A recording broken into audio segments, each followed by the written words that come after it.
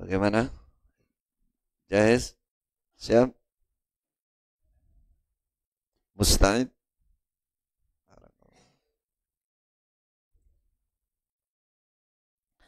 Bismillahirrahmanirrahim.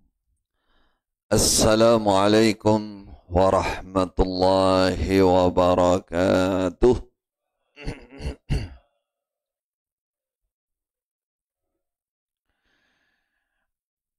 Alhamdulillahi rabbil alamin. Al-Halim Al-Karim. Wa sallallahu ala sayyidil anbiya wal mursalin.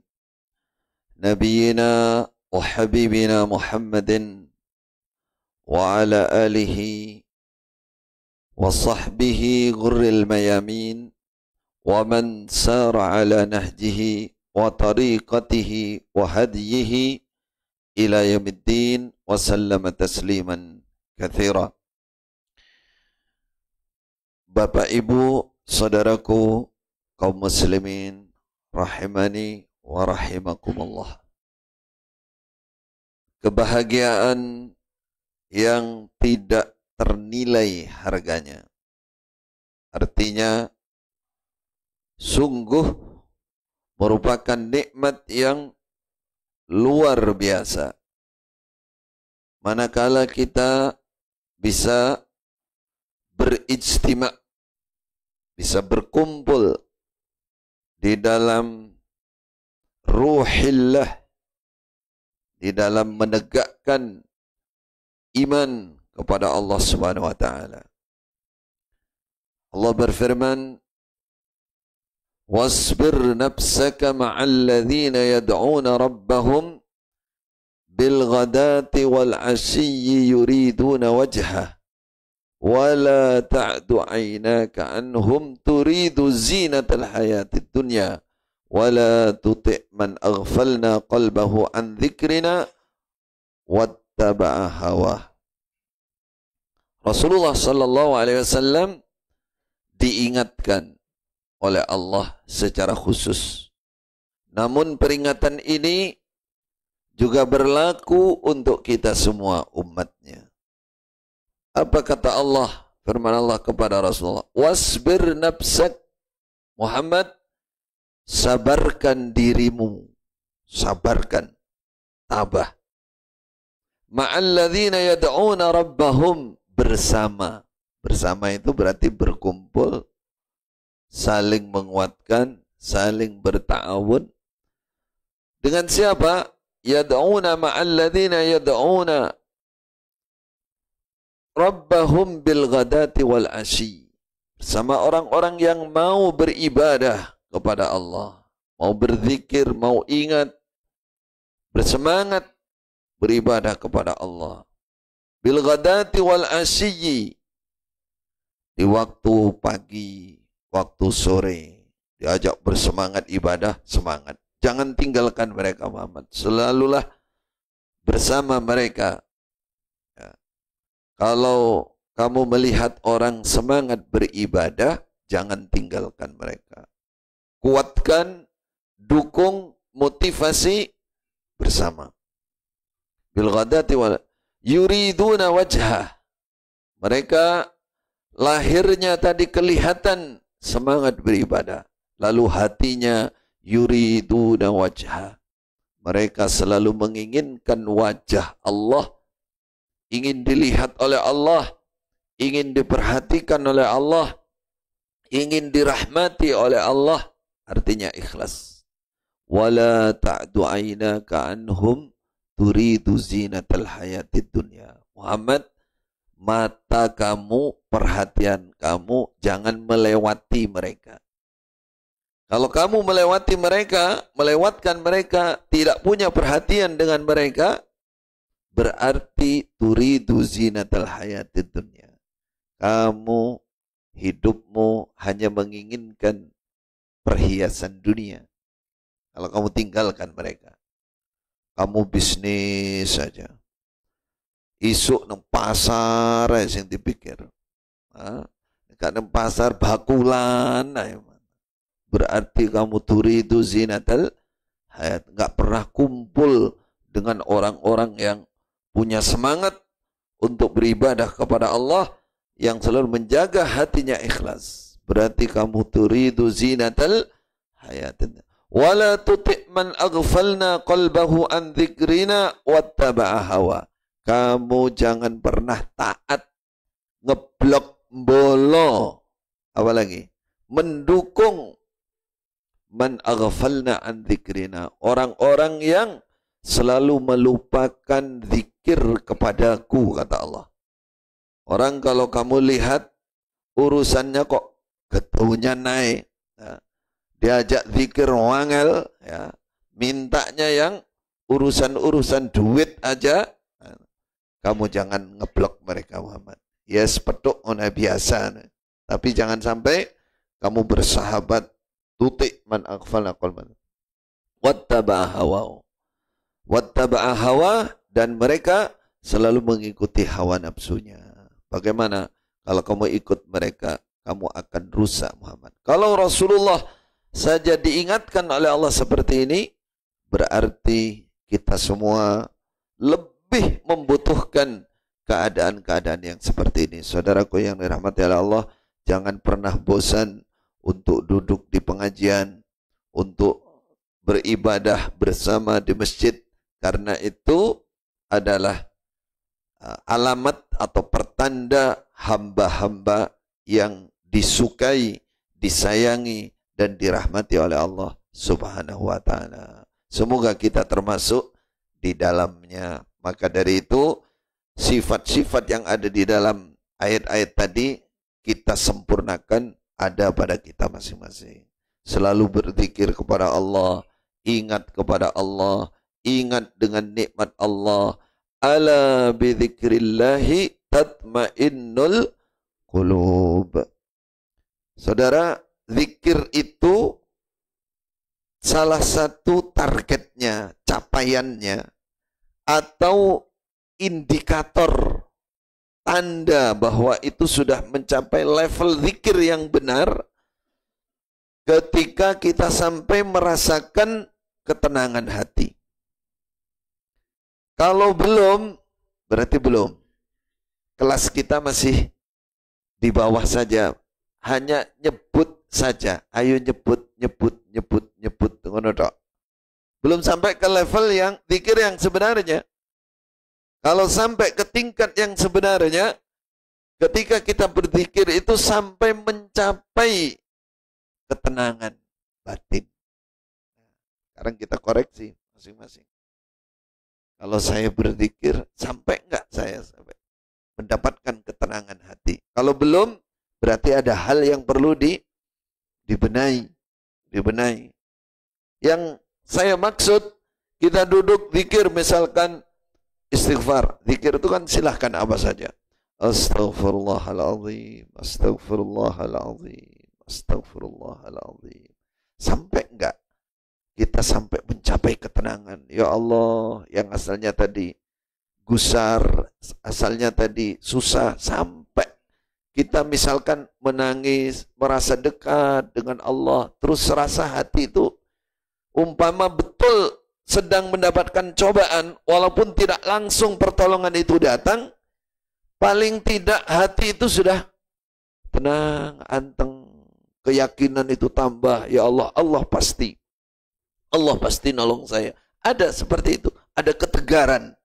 Nah, berarti sudah mencapai ketenangan. Misalkan memuji Allah, alhamdulillah ya Allah, ya Razzaq, alhamdulillah, alhamdulillah. Dapat nikmat besar. Biasanya kita itu tertariknya kalau besar. Kalau kecil-kecil itu gak nyantol di pikiran. Nah, duit sak kepuk, abang lu, wah baru, alhamdulillah, alhamdulillah. Sampai pandangan itu matanya sudah kelihatan beda. Ya.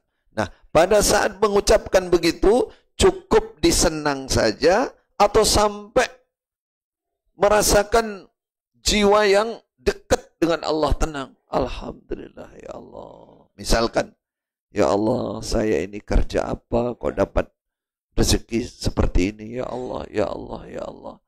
Nangis kayak orang yang di TV-TV itu, Di TV itu dapat hadiah nomplok dari YouTuber.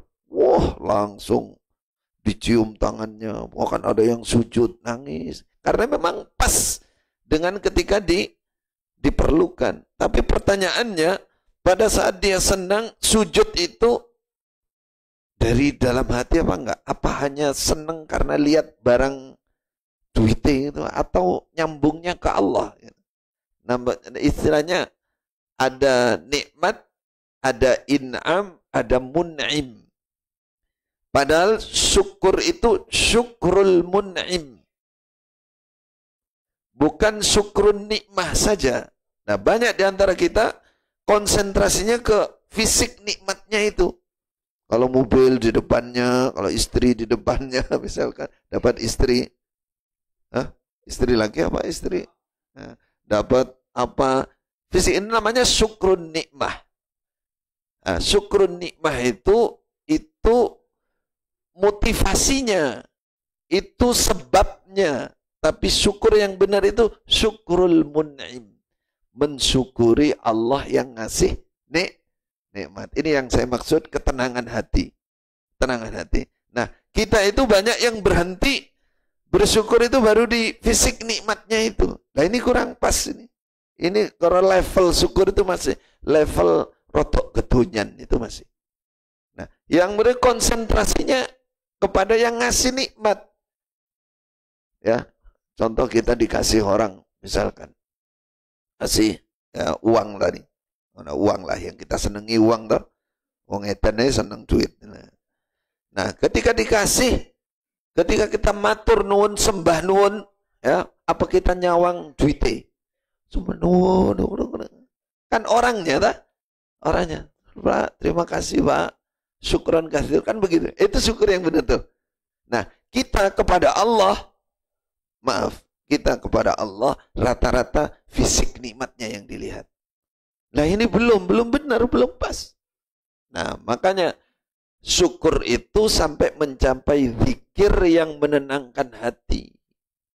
Jadi kalau misalkan ya dapat mobil bagus, sudah naik di atas mobil, sudah enak, dia menangis, yang diingat itu Allah. Ya, iya, mobilnya ya ingat itu otomatis, nggak usah memang hati manusia itu kan nafsunya ke situ. Tapi yang perlu pada saat duduk itu yang diingat Allah. Alhamdulillah ya Rabb. Ada yang lihat langit, ada yang nangis, ingatnya Allah. Ya Allah, kau perhatikan, kau dapatkan hambamu ini mendapatkan perhatian dari engkau ya Allah. Gitu contoh. Nah, ini maka koreksi kita begitu juga bersyukur ini. Sampai mencapai ala bidzikrillah tatmainnul qulub. Itu yang dicari. Itulah saudara. Apa kalau kita syukur biasanya kan alhamdulillah, alhamdulillah, apa lagi? Adakah yang pernah menyebut nama pujian Allah sesuai dengan nikmat yang diberikan? Misalkan rezeki, alhamdulillah ya Razzaq. Itu lebih menyentuh lagi, ya Allah yang paling rezeki. Misalkan lagi dapat cobaan berat, lalu oleh Allah dihilangkan cobaannya. Kok welas men Gusti Allah karo aku. Sebutkan alhamdulillah ya arhamar rahimin. Wahai zat yang belas kasih, yang ngasih saya misalkan. Itu lebih menyentuh lagi. Disebut secara khusus. Kalau orang Arab biasanya yang saya sering itu paling tidak dia menyebut secara khusus itu tadi, atau paling tidak dia ya Rabb gitu. Ya Rabb, ya Rabbi. Kita itu sakjane punya itu. Punya. Orang Jawa dari dulu mbah-mbah kita dengar kalau ada pada, duh Gusti. Gusti itu kan Rabbi. Itu jane wapi itu. Jadi di samping alhamdulillah ada, kalau alhamdulillah tok itu kadang kita nggak nyambung. Tapi kalau nyebut namanya baru kita nyambung hati itu. Ya Rabb. Kalau orang Arab bilang ya Rabb itu maknanya sangat dalam. Ya Allah penciptaku, sama dengan ngomong ya Allah penciptaku, ya Allah yang memiliki menguasai hidupku, ya Allah yang mengatur segala urusanku. Begitu maknanya. Hanya orang Arab kalau ya Rob, doa di Masjidil Haram yang pernah Masjidil Haram. Dulu awal-awal saya lihat, kenapa ya? Amin ya Rob, amin ya Rob. Nangis tambah kenceng nangisnya. Nah, tambah kenceng nangisnya. Ngamini doanya Imam Masjidil Haram itu. Orang-orang Arab, baik Saudi atau Mesir atau apa, kalau sudah amin, amin. Tidak cukup itu. Amin ya Rob, amin ya Rob. Setelah kita pelajari, ternyata makna Rob itu minimal 3 maknanya. Wahai ya khaliqana, wahai penciptaku, gitu maknanya. Atau ya malikana, wahai zat yang menguasai, rajaku, ya mudabbirana, wahai zat yang mengatur segala urusanku. Ternyata maknanya itu orang Arab itu nyambung, pancen bahasanya bahasa mereka. Kalau kita kan kadang bilang sudah ya Robbana bolak-baliknya, hati belum nyambung. Robbana, Robbana, apalagi Robbana atina wis panganan empuk pagi tiang siang malam. Robbana atina fid dunya hasanah. Apalagi dilagukan lagi, ono musiknya bisa. Ya udah, hati rasanya hampa, Maka kesyukuran yang mendatangkan tambahan nikmat, ya, menguatkan tambahan nikmat, kesyukuran yang sampai kepada level-level seperti yang saya ucapkan tadi, sampai merasa dekat dengan Allah, ya, itu yang disebut dengan istilah ihsan juga, dekat dengan Allah. Ada yang syukur itu di atas itu lagi, saudara. Bersyukur itu sampai istilahnya mendapatkan ujian, cobaan, bukan istirja, tapi malah bersyukur. Nah, ini para ulama mengatakan tinjauannya itu dari sisi kedekatan hamba ini kepada Allah. Sehingga musibah atau ujian itu sampai bernilai nikmat. Loh coba. Kita ini susah nyampe ke level itu. Yang sampai itu ya para nabi, utusan Allah, atau orang-orang tertentu. Penghayatannya beda dengan kita yang umum, itu beda. Ketika Nabi Ayub mendapatkan 3 musibah besar, hartanya dihabiskan, dibakar oleh setan, kebun-kebunnya dibakar, semua dibakar. Kemudian anak-anaknya dibunuh, bukan mati biasa itu, dibunuh oleh iblis, oleh setan, dengan izin dari Allah Subhanahu wa taala sebagai ujian bagi beliau. Kemudian badannya dibikin sakit, itu ditiup oleh iblis itu dengan izin Allah, sehingga terjadi gatal atau penyakit yang kronis yang betul-betul susah, nggak bisa diobati. Yang mau kita ambil apa yang beliau katakan dalam sebuah riwayat, beda sama kita, malah mendahului dengan alhamdulillahilladzi akhadha wa taraka.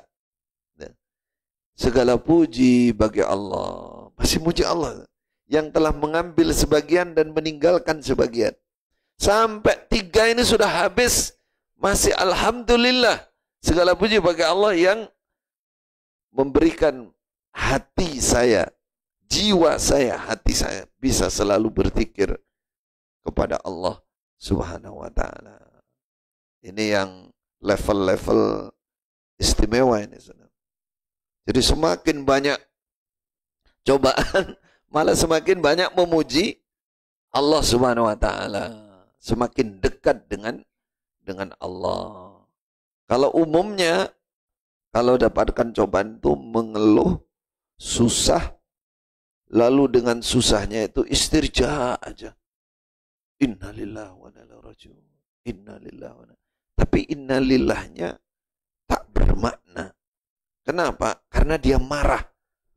Dia marah. Dengan cobaan Allah itu marah. Misalkan ya, semoga kita semua dilindungi oleh Allah dari bahaya apapun. mobilnya tabrakan. Innalillahi wa inna ilaihi raji'un. Dan bentar lagi tokonya kebakaran. Innalillahi wa inna ilaihi raji'un. Apalagi istrinya harus operasi. Innalillahi wa inna ilaihi raji'un. Nah, pada saat mengucapkan istirja ini, ada nggak sampai ke level tadi yang saya katakan, zikir sampai tatmainnul qulub? Yang banyak belum sampai ke level itu. Yang ada di benaknya itu susah, galau, bahkan ada yang sudah marah, emosi. Wow, musibah kok beratnya kayak begini. Innalillahi wa inna ilaihi raji'un. Jadi innalillahnya itu karena berat, bukan menghayati makna, arti dari innalillahnya itu. Kalau innalillah yang sebenarnya kan, terus dia menyerah total, kembalikan semuanya kepada Allah. Ya Allah, semua milik Engkau ya Allah. Wa inna ilaihi raji'un. Lalu di situ ada naik lagi tawakal, tawakalnya kepada Allah, dekat dengan Allah. Nah, di situ ada namanya tatmainnul qulub. Tatmainnul qulub. Orang yang sampai ke level ini, saudara, sampai merasakan ketika mendapatkan cobaan itu seakan jadi nikmat bagi dia. Karena apa? Karena dia melihat dari sisi lain. Dari sisi di mana kalau mendapatkan cobaan bisa jadi, boleh jadi bahwa itu bukti cinta Allah kepada dia. Malah dia kejar tuh. Tuh. Seperti yang ceritakan beberapa pertemuan lalu, kalau ingat, atau bukan di sini. Ada seorang wanita, itu istrinya konglomerat. Jadi suaminya itu sugih. Konglomerat itu berarti sugih. Sekarang apa namanya? Konglomerat apa milioner? Nah, itu. Nah, miliote, T.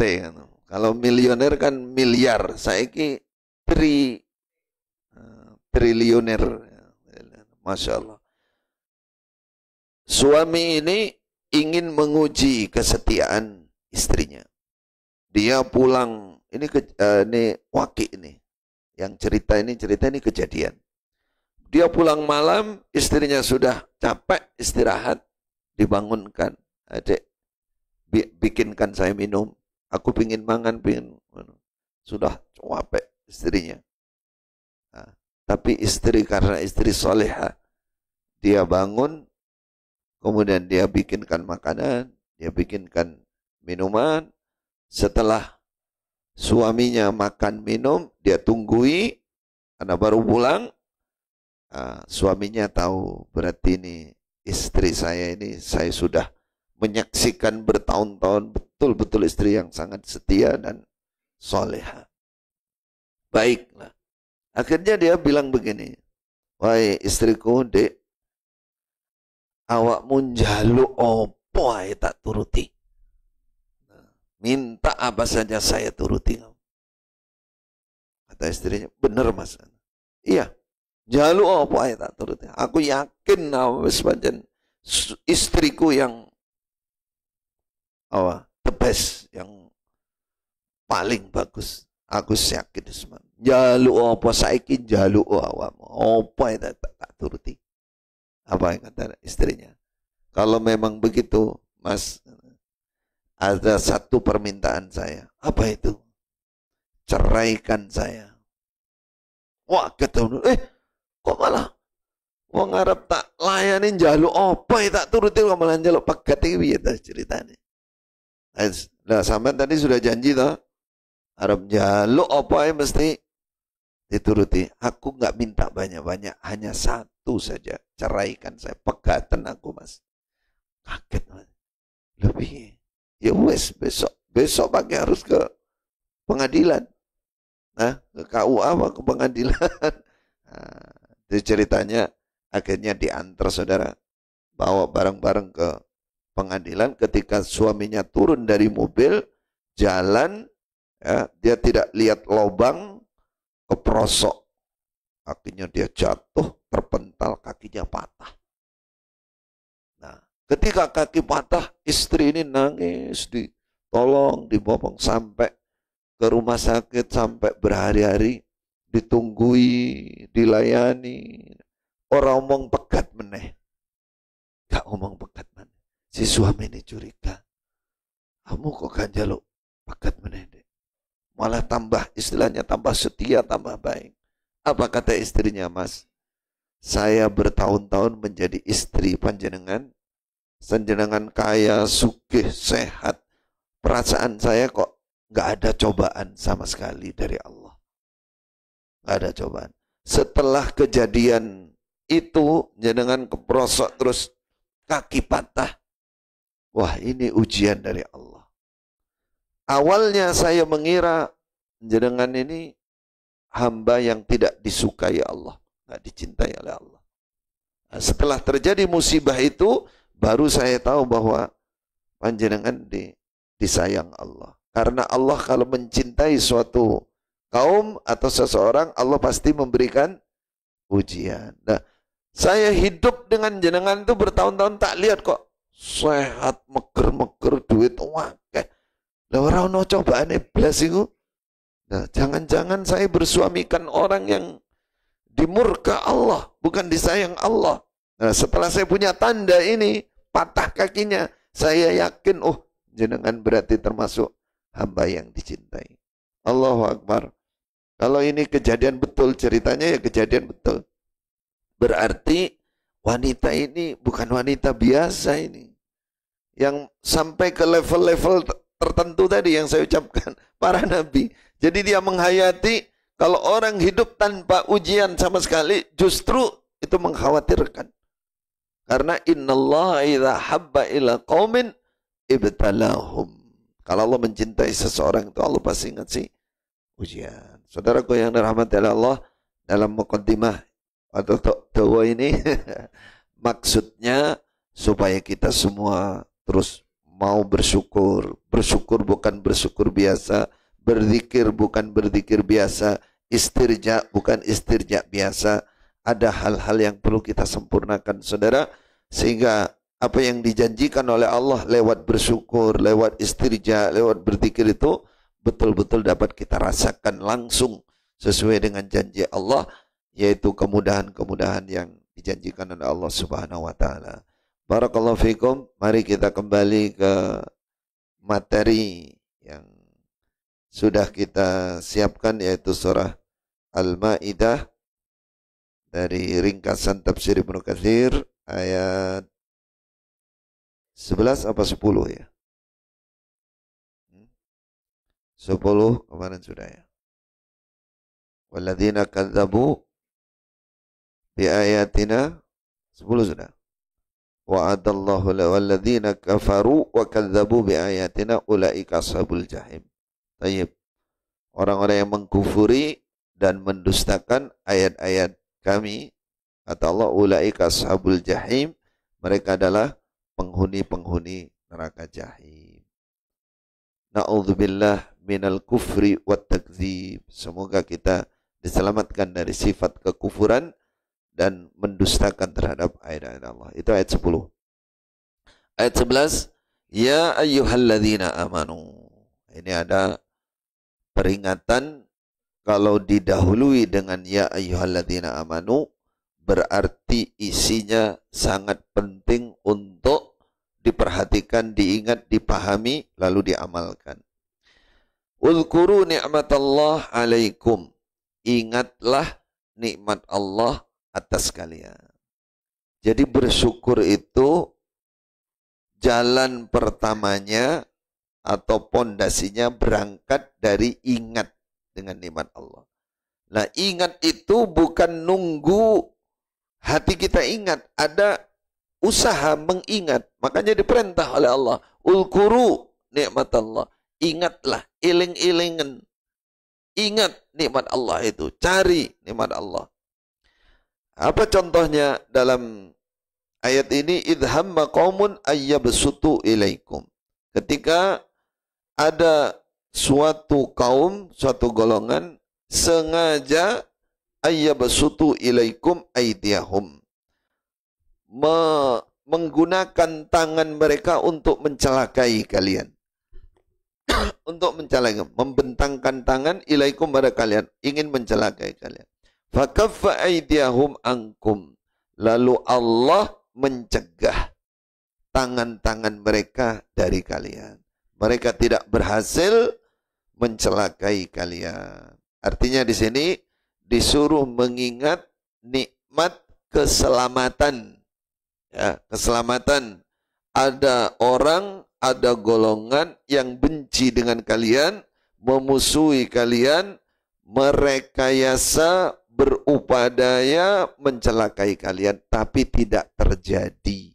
Karena Allah yang menghalangi, Allah yang mencegah. Itu nikmat. Itu nikmat. Allahu Akbar. Ini contoh nikmat. Katakan diingat untuk disyukuri. Lalu wattaqullah, praktek bersyukur itu diikuti dengan wattaqullah. Bertakwalah kalian kepada Allah. Wa 'alallahi falyatawakkalil mu'minun. Dan hanya kepada Allah orang-orang iman hendaklah mereka bertakwa.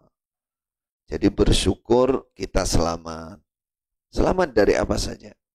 Kalau ini kan sebagai gambaran selamat dari orang-orang yang hasud pada kita, yang benci kepada kita.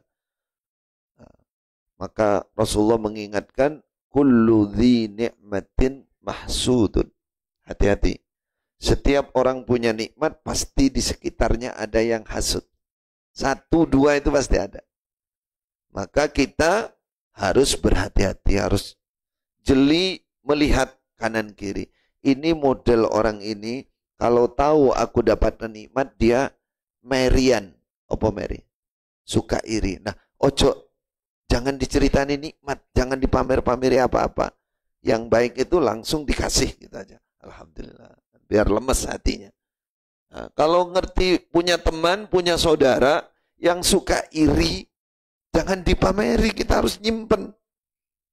Yang baik apa? Kita langsung ngasih untuk melemeskan hati dia. Ini kan kadang kan terbalik kita. Kadang-kadang sudah nggak dikasih, dipameri tok. Ben loro hati. Loh ya tambah nemen. Itu orang kalau sudah hasutnya besar, tinggi, setan pasti masuk. Nah kalau setan masuk, dia akan berbuat kejahatan walaupun kepada teman dekatnya sendiri, kepada saudaranya sendiri. Itu diingatkan oleh Rasulullah. Jadi kalau kita selamat dari hal-hal yang seperti ini, itu namanya nikmat. Nikmat. Tapi nikmat itu saya katakan tadi, ya memang harus diikuti dengan usaha tadi. Nah, Imam Ibnu Katsir meriwayatkan beberapa riwayat hadis mencontohkan nikmat ini. Dari Jabir bahwa suatu saat Nabi Shallallahu Alaihi Wasallam bertempat di suatu tempat dalam perjalanan perang atau safar dengan para sahabat. Beliau istirahat di pinggir jalan. Kalau sekarang rest area, kawasan untuk istirahat. Kalau dulu pepohonan. Kalau sudah lihat ada pepohonan, ada rindang, minggir sudah. Atau batu besar, ada naungannya baru istirahat. Itu rest areanya Nabi Sallallahu Alaihi Wasallam dan para sahabat. Kemudian setelah dapat tempat masing-masing, sahabat mencar dewe-dewe golek cari naungan. Beliau dapat satu tempat, kemudian pedangnya dicantolkan di pohon situ, lalu beliau geletak istirahat. Bukan hotel istirahatnya, yang geletak di situ aja. Bantalnya ya seadanya. Ketika beliau sudah tidur, datanglah salah satu orang kafir yang ada di kawasan itu, yang memang sudah memperhatikan, wah ini rombongannya Muhammad ini. Dia ambil pedang, kemudian dia hunus pedangnya, dia buka, dia todongkan kepada Rasulullah. Tinggal nusuk aja. Dia katakan, man yamna'uka minni. Siapa yang bisa menghalangi, membela, menyelamatkan kamu dariku? Kata dia, dengan kebencian, dengan yang sudah betul-betul ini bukan main-main. Memang dia sebelum membunuh anggak dhisik. Apa? Nukat somongan, sapa endi pangeranmu cara. Jari omong hebat, mana siapa ya Kak? Kalau sudah begini, kamu sudah sebentar lagi mati kamu mat. Siapa yang bisa membela kamu? Apa kata Rasulullah? Allah. Rasulullah Allah gitu. Allah yang membela saya. Faqala al-Arabi, dia ngulang lagi. Dijawab lagi Allah. Dia ngulang lagi sampai 3 kali. Apa yang terjadi setelah itu? Dalam riwayat dia langsung lemes. Brek. Dia masih sempat ngambil pedangnya itu, dia masukkan. Dia enggak, aku menyerah. Dia masukkan ke kantongnya, ke sarungnya itu. Lalu diambil oleh Rasulullah, dibuka lagi. Ayo, siapa sekarang yang bisa membela kamu? Apa menurut kamu? Apa yang kamu rasakan sekarang? Katanya, kun khaira akhidin. Saya yakin. Entah rayuan atau apa. Tapi orang kalau melihat Rasulullah itu memang seperti itu. Saya yakin Anda adalah sebaik-baiknya manusia yang tidak mungkin membalas keburukan. Kun khaira akhid. Pasti engkau menjadi manusia yang terbaik. Jadi Rasulullah itu dari raut wajah, dari cara berbicara, tidak mungkin melakukan dendam seperti umumnya orang, nggak mungkin. Dia sudah yakin itu. Akhirnya oleh Rasulullah dikatakan dalam riwayat ini, ya, sekarang kamu mau apa? Sahabat yang lain dipanggil, sini sahabat, inilah tadi hampir membunuh saya. Sekarang yang lain sahabat, wah kuat ya, sikat aja. Kata Rasulullah, biarkan. Kamu mau masuk Islam enggak? Kata Rasulullah kepada orang ini. Saya kalau masuk Islam belum, tapi saya berjanji. Saya berjanji tidak akan mengganggu kamu dan golonganmu, dan tidak akan membantu siapapun yang akan mengganggu atau memerangi golonganmu. Akhirnya Rasulullah dilepas, ya sudah, Ali, silakan pergi. Nah, ketika dia pulang ke kaumnya itu, dia mengatakan, jitu min khairin nas. Katanya, oh teman-teman, aku telah datang dari manusia paling baik. Gak akan ketemu kamu manusia paling baik. Siapa. Akhirnya kaumnya banyak masuk Islam. Nah, dia sendiri agak terlambat, tapi akhirnya ceritanya dia masuk Islam. Tapi yang masuk Islam duluan malah kaumnya, malah teman-temannya. Ini saudara yang mau kita ambil, beginilah orang bersyukur. Yang mau kita ambil tadi ayatnya, mensyukuri bahwa yang menyelamatkan itu adalah Allah. Nah, bukan karena kehebatan dirinya, Allah. Nah, ketika dia ingat kepada Allah, maka rasa belas kasih itu ada. Dia nggak dendam sama orang ini. Inilah Islam, inilah kemuliaan Islam. Islam itu kalau sudah melihat orang lain lemah, yang muncul adalah kasih sayangnya. Walaupun itu musuh. Tuh, bagaimana? Atau yang kedua, yang dimaksud Islam itu tidak pernah ada sunnah memperdaya atau mencelakai orang yang sudah lemah. Itu satu. Yang kedua, ini sunnah betapa sifat belas kasih Rasulullah SAW sangat luar biasa. Memaafkan dan belas kasih. Itu kalau orang biasa itu habis itu. Ya. Orang biasa, Nabi sudah hampir mati betul kalau itu sudah ditodong gitu, sudah tinggal pes gitu. Kan pasti marah orang begitu. Tapi Rasulullah mampu dengan mudahnya, ya silakan pergi. Saya maafkan kamu.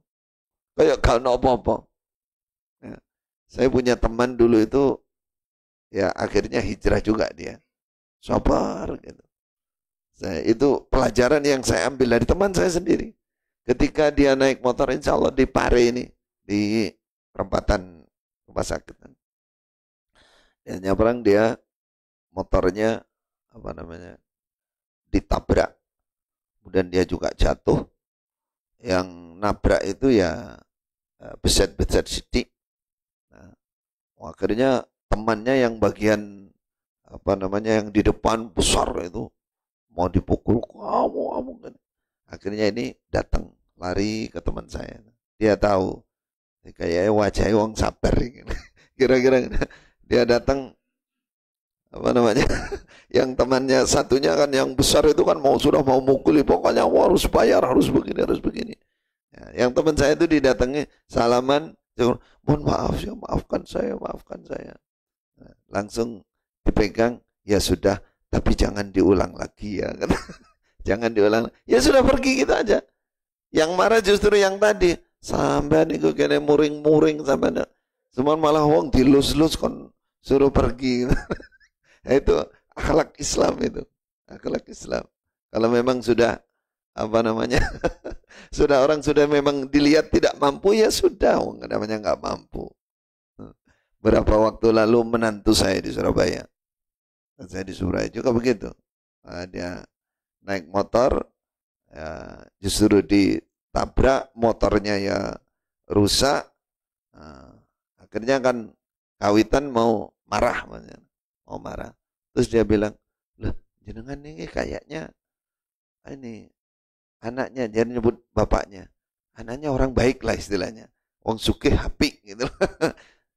Tuh kayaknya nyebut nama saya juga. Nah, jangan kalian. Terus akhirnya nantu saya bilang, "Ya sudah, tak maafkan." Pergi. Saya bilang, kamu maafkan itu bukan karena dia ngomong begitu. Yang sunnah Nabi itu yang benar, kalau memang orang mampu memaafkan dan dia orang nggak punya, ya dimaafkan. Yang benar. Bukan karena disebut nama bapaknya, itu pelajaran bagi kita, pelajaran. Jadi saudaraku yang dirahmati oleh Allah, bagaimana kita bisa memaafkan? Karena kita mengingat keselamatan itu juga itu nikmat dari Allah. Kita konsentrasinya kepada Allah Subhanahu wa taala.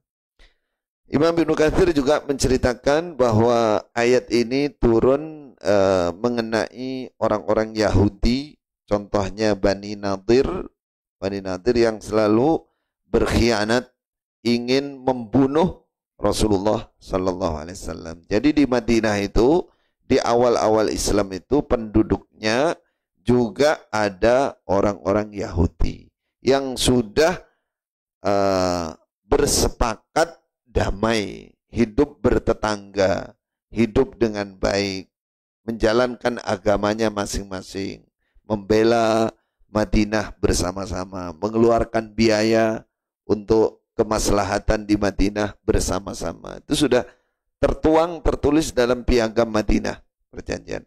Tapi Yahudi itu memang sampai sekarang itu, ya sampai hari kiamat nanti, ya memang Atenannya itu hatinya mempengkhianat, itu memang sudah karakter, sudah bawaannya.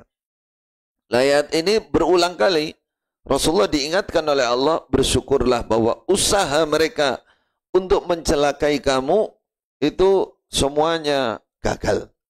Pernah Rasulullah diundang untuk mendatangi undangan makan. Mereka bikin acara besar, Bani Nadir ini, untuk kumpul-kumpul mendatangkan Rasulullah. Tapi mereka sudah menyiapkan tempat khusus untuk Nabi dan para sahabat, ya. Dan mereka sudah menyiapkan batu besar, batu gilingan. Jadi ada nanti Nabi di tembok sini, di atasnya tembok ini sudah disiapkan batu. Dan ada orang yang siap untuk jatuhkan biar kena Rasulullah, biar mati. Nah, ketika Rasulullah berjalan menuju tempat Bani Nadir orang Yahudi itu, Allah menurunkan wahyu. Akhirnya Rasulullah tidak jadi pergi pada mereka dan beliau selamat. Nah, besoknya baru mereka dikepung karena mereka telah menyalahi perjanjian, berkhianat, dan akhirnya mereka dikalahkan dan diusir keluar dari Madinah karena mereka telah berkhianat, dan memang mereka bukan penduduk asli Madinah. Nah, dari dulu begitu. Yahudi itu kalau nggak jarah tempatnya orang, menjajah lalu menguasai. Maunya begitu. Sampai sekarang. Maka kita berlindung kepada Allah dalam doa kita. Al-Fatihah itu kan juga berlindung dari keburukan orang-orang Yahudi. Walaqad akhadna, tambah satu lagi sebagai penutup. Walaqad akhadallahu mitsaqa bani Israil. Sungguh Allah telah mengambil janji, menjanji Bani Israel dengan janji yang kuat. Wa ba'atsna minhum 12 naqiba. Lalu Allah juga mengutus di antara mereka 12 pemimpin. 12 pemimpin. Dijanji untuk taat kepada Allah, taat kepada Rasul, beriman kepada kitab. Lalu oleh Allah dibagi menjadi 12 pemimpin. Sesuai dengan mata air yang dipukul oleh Nabi Musa, batu itu lalu nyumber jadi 12. Maka mereka dibikin kelompok menjadi 12 kelompok. Wa qala Allahu inni ma'akum. Ini yang mau kita ambil, penting karena ayat ini juga berlaku untuk kita. Allah mengatakan inni ma'akum, aku selalu bersama kalian, mengawasi kalian, melindungi kalian. Kapan? Satu, la in aqamtumus shalah wa ataitumuz zakah wa amantum birusuli wa azzartumuhum wa aqradtumullah qardan hasana. Ada 5. Jadi saya selalu bersama kalian jika kalian menegakkan sholat. 1. Menegakkan sholat seperti ini contohnya. Subuh usaha ke masjid, usaha berjamaah di masjid. Zuhur, asar, dijaga waktunya. Aqamtumus shalah. Yang kedua, wa ataitumuz zakah. Menunaikan zakat. Menunaikan zakat ini lebih kepada hubungan kita dengan manusia. Jadi kalau sholat itu hubungan kita dengan Allah, kalau zakat hubungan kita dengan manusia. Wajibnya sama. Artinya supaya memperbaiki berbagi. Kalau kamu punya harta, jangan lupa keluarkan zakatnya. Kalau belum sampai ke level kewajiban zakat, sedekahnya. Perhatikan orang-orang miskin, orang-orang yang dalam keadaan membutuhkan. Keadaan membutuhkan. Itu yang kedua. Wa amantum birusuli. Yang ketiga, kalian selalu beriman, percaya penuh, ikut taat patuh kepada utusan-utusanku. Kalau sekarang untuk kita adalah sungguh-sungguh terhadap sunnah Rasulullah sallallahu alaihi wasallam. Nah, lalu wa azzartumuhum, selalu menolong, menguatkan para utusan. Ya, membela Islam, membela sunnah, membela Rasulullah, menguatkan azzartumuhum. Yang kelima, wa aqradtumullaha qardan hasana. Selalu menghutangi Allah dengan hutangan yang baik. Bahasanya menghutangi. Yang dimaksud bersedekah dengan keikhlasan yang tinggi, hanya berharap balenan. Apa balenan? Berharap imbalan dari Allah semata. Dari Allah semata. Jadi 5 hal ini ditutup dengan istilah senang bersedekah dengan berharap balasan dari Allah. Dengan berharap balasan dari Allah. Ini kalau orang-orang zaman dulu menghayatinya itu seperti itu. Jadi kalau sudah bersedekah itu dia nggak berharap dari siapapun di antara manusia, dia hanya berharap yang ada di sisi Allah. Contohnya Abu Dahdah sebagai penutup, karena ini juga berlaku ayat ini untuk kita. Sahabat rata-rata begitu. Dikatakan Abu Qatadah, kemudian Abu Dahdah yang menyerahkan hartanya yang sangat berharga itu, pasti dia mengatakan, saya menginginkan ini tidak dibalas oleh siapapun. Saya jadikan simpanan, besok ibaratnya saya titipkan ini, saya betoknya itu besok di hadapan Allah.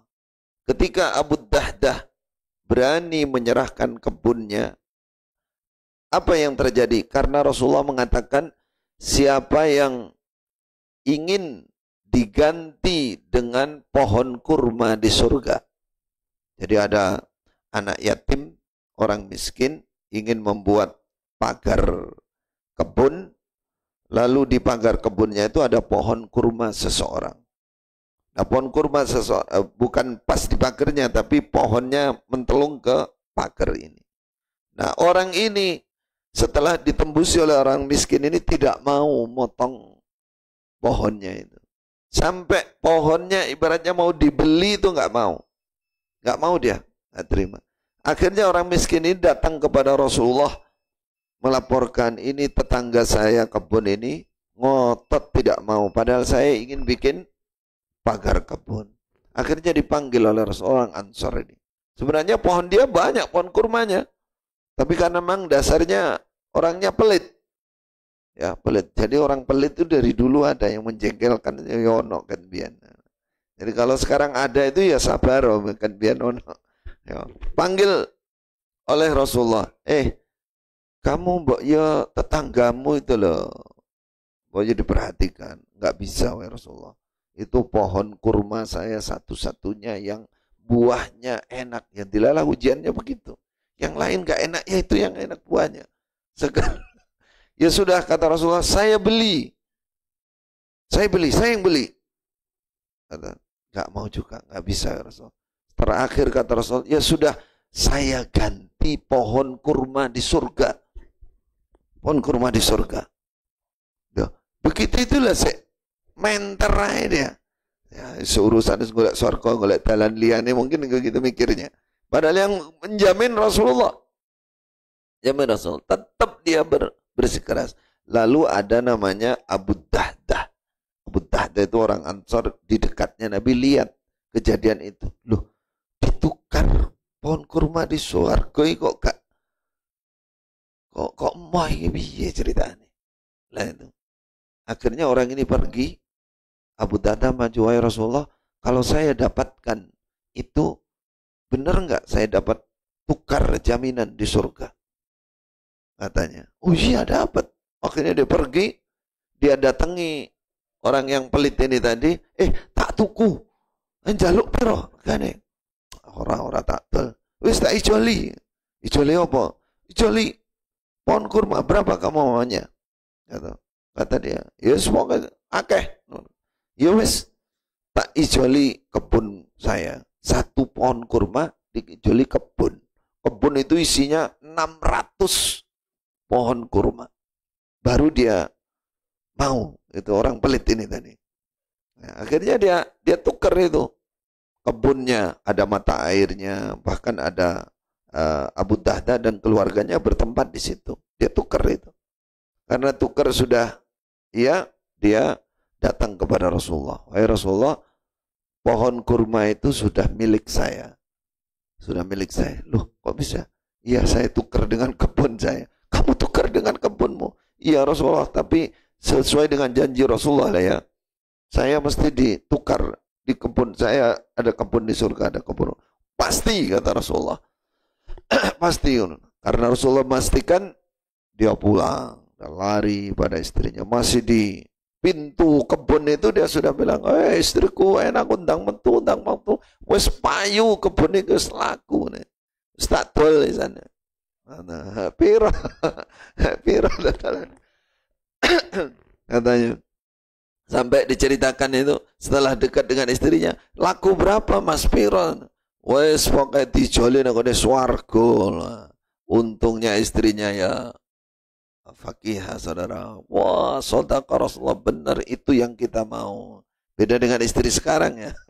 Dijoli swarga mbahmu Mas malah gitu. Kalau dulu begitu, sampai ceritanya itu anaknya yang kecil itu lagi makan kurmanya itu dicongkel sama ibunya. Jongkel, keluarkan. Jangan nak, kita mau utuh. Pahala di Allah udah tinggalkan terus pergi. Allahu Akbar. Itu gambaran betapa ketika bersedekah itu betul-betul yang diharapkan itu balasan Allah, balasan yang ada di sisi Allah Subhanahu wa taala. Sebagaimana dalam ayat ini dikatakan menghutangkan hanya ingin balasan dari Allah Subhanahu wa taala. Siapa yang melakukan 5 hal ini, Allah selalu bersama dia. Saya sebutkan dalam ayat tadi ada 5 hal ini. Lakukan dengan keikhlasan, anni ma'akum, aku selalu bersama kalian. Lalu yang kedua, la ukaffiranna ankum sayyi'atikum, saya ampuni kesalahan-kesalahan kalian. Yang ketiga, wala udkhilannakum jannatin tajri min tahtihal anhar, saya masukkan kalian ke dalam surga.